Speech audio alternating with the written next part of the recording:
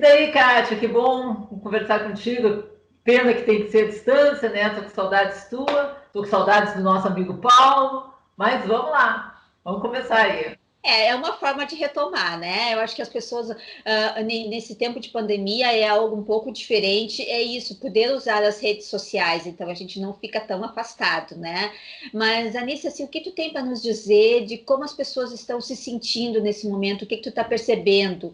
O que elas estão mais apavoradas, estão mais estáveis? O que tu acha? Qual é a tua opinião dessas pessoas? O que tu está percebendo das pessoas agora?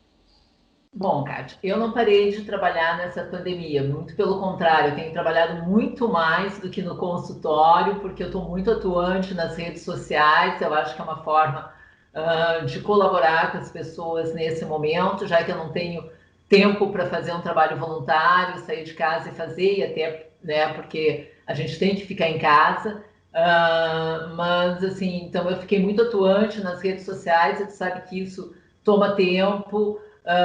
Também tem a questão do meu livro que está rolando junto, né? E então agora eu estou com a websérie, então são muitas coisas novas que a gente não faz, né? E que pacientes novos chegando, então foi muita coisa. E aí, o que a gente tem percebido nesse período, pessoas muito ansiosas, depressivas, quem já tinha diagnóstico de ansiedade, de depressão, isso potencializou, claro, né? E as pessoas que não tinham começaram. A primeira semana tudo era festa, estava de férias. Na metade da segunda semana, a gente viu que começou a diminuir as mensagens de WhatsApp e a ficha começou a cair e as pessoas começaram a se dar conta que não era festa, que elas não estavam de férias e que algo muito estranho estava acontecendo. E a partir da terceira semana, as pessoas começaram, quem não estava em depressão, começou a apresentar os sintomas da síndrome de isolamento social, que são muito parecidos com o da depressão, e se perduraram por mais de 2 semanas, iniciou um processo de depressão, de tristeza, de choro, de insônia, de mudança de apetite, de irritabilidade, e entre outros sintomas, né? E a gente nota que as pessoas estão muito ansiosas, o que vai acontecer? Qual é o cenário que vai ter lá fora nos esperando? Pessoas perdendo emprego, nós temos mais de 8 mil pessoas que perderam emprego nesse período de quarentena. Então, tudo isso vai mexendo, não tem como não. Pessoas com ideias suicidas. Então, está sendo um momento bem delicado. A gente vê muita gente dizendo que, não, isso veio para melhorar as relações, as pessoas vão sair diferente, vão sair mais humanas. Eu vou te dizer que talvez algumas pessoas, né, consigam sair mais humanas, mas é difícil ter essa ideia, isso me parece mais uma utopia, porque é o que eu disse, nós estamos com muita gente perdendo emprego, muita gente fechando os seus negócios e sofrendo, né? Então, será que essas pessoas não vão sair com raiva? Eu estou indignada que eu não posso viajar. Eu quero viajar. Pois é, tem muita esse bombardeio de notícias ruins, e isso mesmo quem não, assim, digamos, não estava depressivo, ansioso e coisa, eu percebi que muita gente ficou com isso, com esse bombardeio de notícias ruins, e eu estou vendo que a gente precisa de coisas boas também, de informação, né? Não de que as pessoas fiquem apavoradas. O que tu acha disso? Sim, né, Kátia? Infelizmente, o que vende é a notícia ruim. Tu, como jornalista, sabe disso. E hoje, se eu não estou enganada, a gente vive a imprensa marrom, né? Então, e as pessoas acabam ficando muito tempo na frente da televisão assistindo, porque parece que aquilo ali vai fazendo, mobilizando a pessoa que ela não consegue sair. A indicação é ouvir notícias uma vez por dia e de uma plataforma segura, porque tem muita fake news, né? Então a gente tem que ter uma plataforma segura e ouvir notícias daquela plataforma uma vez por dia. O resto é manter a sua programação, não ficar de qualquer jeito em casa, se arrumar para elevar a sua autoestima, fazer atividade física, ouvir uma boa música, cantar, dançar, né? Ler um bom livro. A gente está em isolamento social, mas não estamos em isolamento afetivo, então podemos conversar com as pessoas, podemos mandar uma mensagem.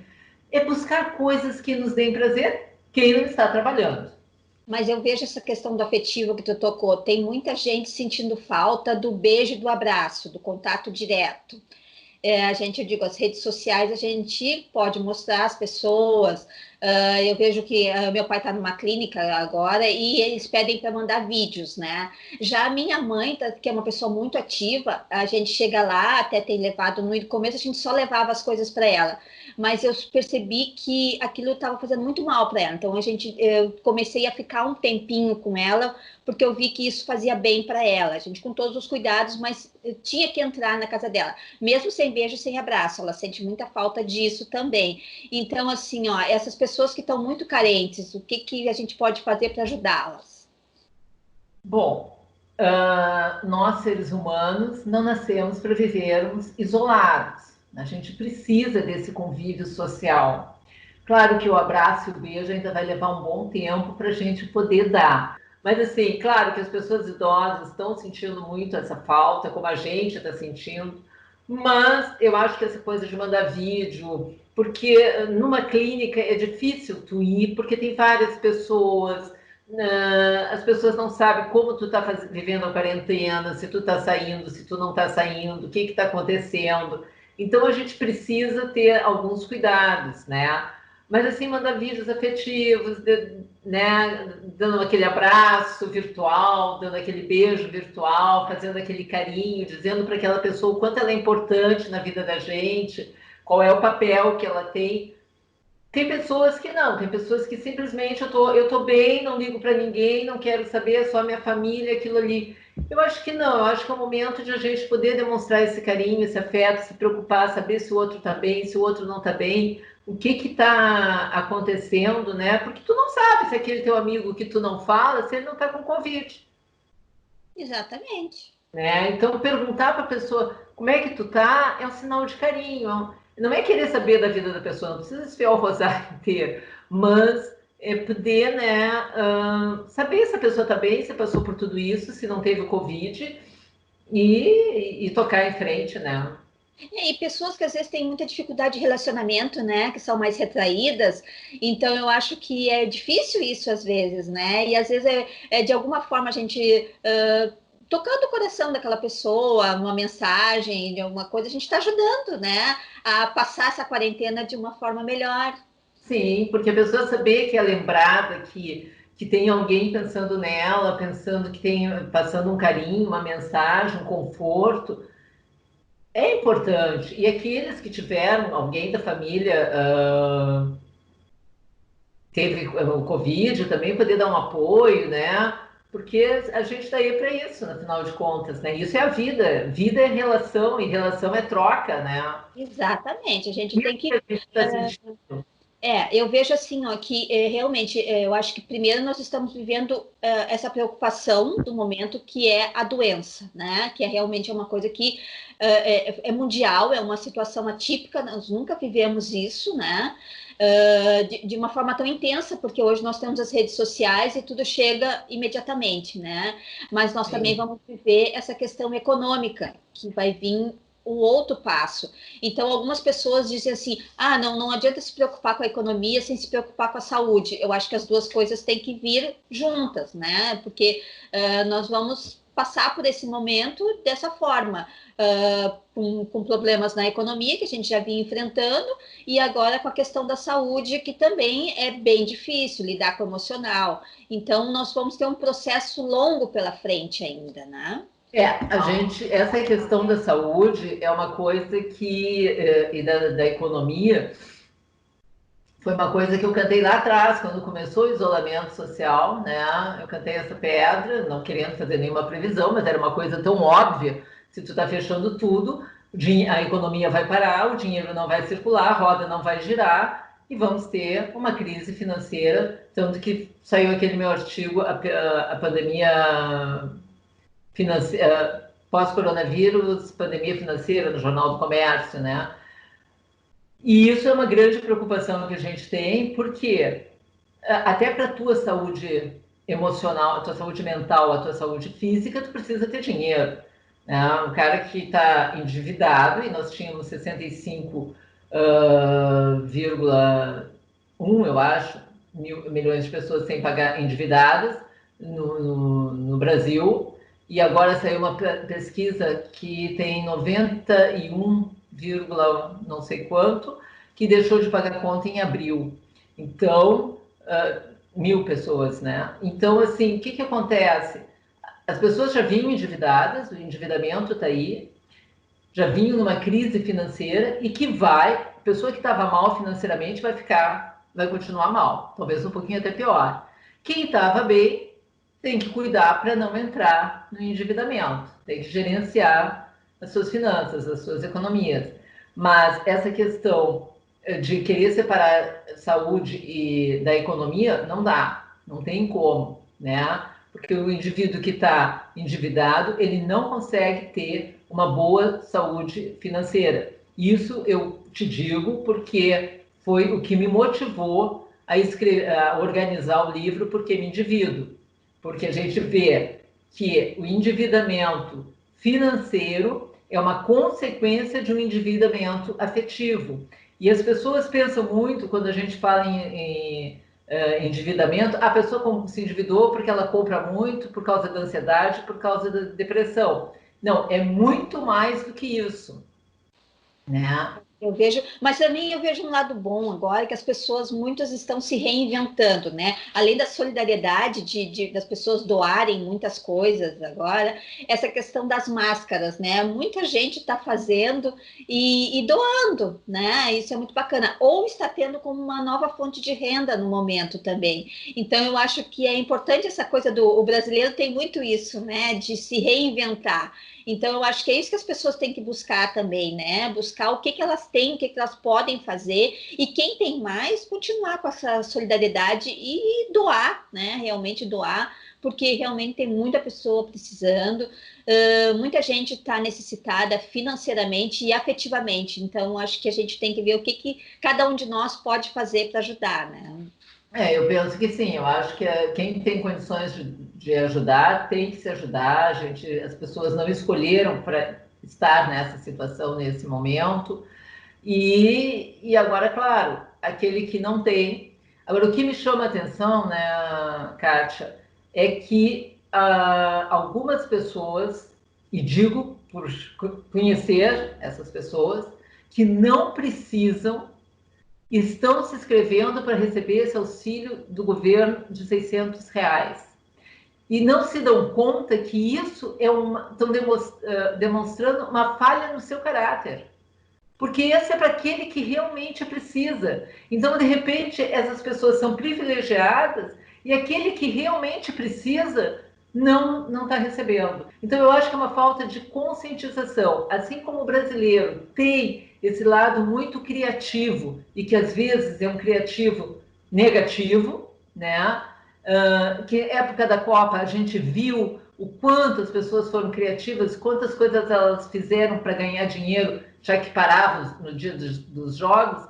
Agora elas estão se reinventando, mas também tem essas pessoas que são aproveitadoras e não percebem que atrás disso elas estão atestando que tem um desvio de caráter aí. Isso me preocupa. É esse medo de retomar as atividades, porque aos pouquinhos as medidas estão sendo flexibilizadas, né?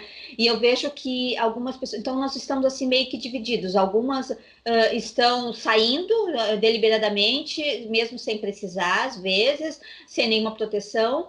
Outras estão muito assustadas, não dizem que não vão sair tão cedo de casa. Então eu estou vendo com preocupação isso também. Pessoas de todas as idades que estão com esse medo mesmo, muito grande de retomar qualquer coisa. E a gente está vendo que as coisas estão sendo, onde eu pude ver que foi retomado, com muita seriedade, com muito cuidado, com muita higienização, muito mais do que em qualquer outra época. Então, eu estou um pouco preocupada com isso, das pessoas estarem com muito medo. E outra coisa é essa crítica às pessoas que querem sair, que fazem as suas coisas mesmo com cuidado, e as pessoas acham que esses outros estão burlando uma ordem e que estão prejudicando outras pessoas. Como é que tu vê essa divisão aí que está acontecendo? Bom, no primeiro momento as pessoas tinham medo por causa do isolamento, pensavam só na contaminação, depois o medo porque iam ficar 40 dias paradas em casa, e agora o medo de sair da quarentena, né? Isso é natural do ser humano e eu acho que é o medo, realmente, é um vírus que a gente não conhece, não tem vacina. Penso que o governo está fazendo muito bem essa deliberação gradual, porque senão vai acontecer o que aconteceu naquele shopping Blumenau, se eu não me engano, né? Eu acho que as pessoas têm que ter consciência.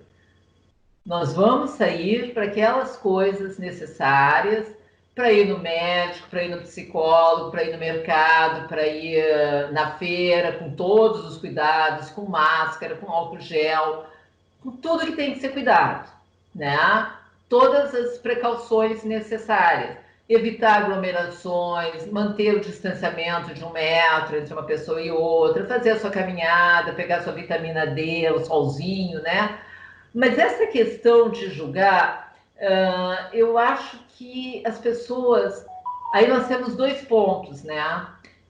As pessoas julgam, os outros estão na rua. A pessoa que, para saber que o outro está na rua, que o parque está cheio, coisa assim, ela no mínimo tem que estar na rua. Então ela está falando do outro que está na rua, mas ela também está na rua. E não interessa se tu está enrolado num plástico bolha, com máscara, com óculos, ou se tu está dentro do teu carro, ou se tu está... Não interessa. Tu está reclamando que o outro está na rua. Mas para tu saber que o outro está na rua, tu também está tendo o mesmo comportamento. Então nós vemos 2 coisas. A onipotência das pessoas. Eu posso, porque eu estou de máscara, eu estou enrolado num plástico bolha, eu estou dentro do meu carro, e o outro é o problema, né? Mas eu também sou tão transgressora quanto o outro, ou seja, o meu juízo crítico está prejudicado. Então eu tenho onipotência e juízo crítico prejudicado. Então a gente tem que cuidar da gente. Quando o avião vai decolar, o comissário de bordo diz: num caso de emergência, as máscaras de oxigênio vão cair, coloque primeiro em você, para depois ajudar a pessoa que está do seu lado. Cuide de você, deixa de cuidar do outro. E isso a gente vê na terapia, quando tu pergunta para o paciente, quem tu és? E a pessoa vai para trás e te diz, não, eu não quero saber como tu és, eu te perguntei quem tu és. E a pessoa não consegue falar e te diz, é difícil, né? Agora, se tu perguntar quem é o outro, ele desfia 3 rosários e tem lugar para mais 10. Então, cuide de você. Se preocupe com você. Deixa o outro. Não julga. Tu não sabe o que está se passando. Você tem um motivo para ir para a rua. O outro tem o dele. Então, não julgue. Não critique. Tenha consciência. E eu acho que esse momento, essa saída do isolamento, nós vamos ter que ter, sim, muita consciência, cuidarmos muito de nós e nos protegermos muito. Eu acho que o objetivo é deixar claro para as pessoas que o medo é uma coisa natural do humano, até porque o medo é importante. Se eu não tiver medo, eu vou caminhar na redenção à meia-noite, 1 hora, não tenho medo, né? Então, o medo, ele é importante, nós precisamos ter um pouquinho de medo, nós precisamos ter um pouquinho de ansiedade, um pouquinho de estresse, porque isso é que nos move, senão eu fico aqui inerte, não faço nada. Então eu preciso ter um pouquinho de ansiedade, um pouquinho de estresse, e a gente vai ter que trabalhar com esse medo, enfrentá-lo, a vida segue, estamos recomeçando, as coisas vão ser diferentes, não sabemos como é que vai ser, mas a partir do momento que a economia começar a girar, que a roda começar a andar, daqui a pouco empregos vão surgir, as coisas vão passar. Claro que a gente vai ter ainda um tempo de manter a distância das pessoas, não vamos poder estar nos aglomerando, vamos ter que ter todo um cuidado. mas é conscientização. Cuide de você, seja consciente e saia para o necessário nesse primeiro momento. Só isso. Eu acho que foi muito bom esse bate-papo. A gente pôde levar algum alento para algumas pessoas que estavam sem caminho. Então, acho que isso que foi importante. A gente quer levar luz para as pessoas, né? Com certeza, né? Eu acho que sempre que a gente pode dar algo para alguém, é muito bom, né? Sem esperar em troca, porque nem sempre a pessoa que tu dá tem condições de te retribuir. Mas poder, nesse momento, calma, tranquilidade, medite, ora, respira e vamos embora, vamos seguir. A caminhada tem que seguir, a vida segue, gente. Né? É isso aí. Kátia, bom te ver, bom falar contigo e vamos manter o nosso contato sempre. Tá Com bom? certeza. Um beijão, querida. Tchau. Outro. Tchau.